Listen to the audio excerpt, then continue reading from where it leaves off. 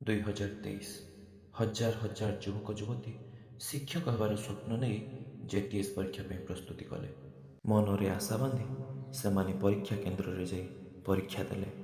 ଦେଖୁ ଦେଖୁ ପ୍ରଥମ ମେରିଟ୍ ଲିଷ୍ଟ ମଧ୍ୟ ପ୍ରକାଶ ପାଇଲା।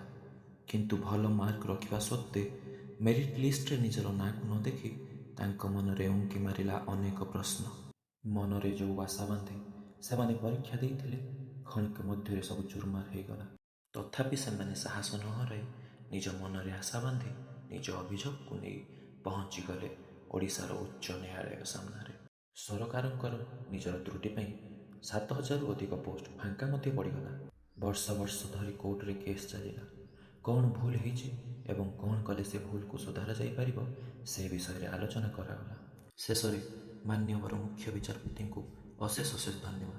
ସେ ଆମ କଥାକୁ ଭଲ ଭାବରେ ବୁଝି ସରକାରଙ୍କୁ ଆଦେଶ ଦେଲେ ଯେ କ୍ଲଜ୍ 8.7 ଦ୍ୱିତୀୟ ମେରିଟ୍ ଲିଷ୍ଟ ପ୍ରକାଶ କରିବାରେ କୌଣସି ବାଧା ସୃଷ୍ଟି କରିପାରିବ ନାହିଁ।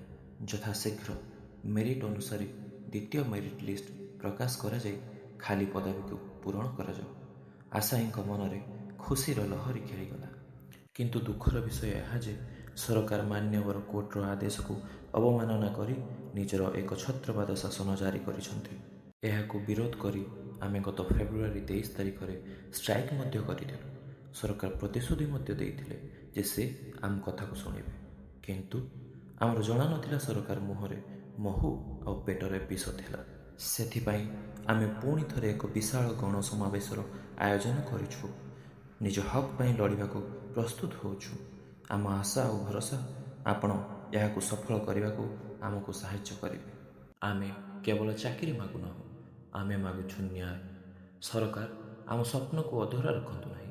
ମେରିଟ୍ ଆଧାରରେ ସମସ୍ତ ଖାଲି ପୋଷ୍ଟକୁ ପୂରଣ କରନ୍ତୁ।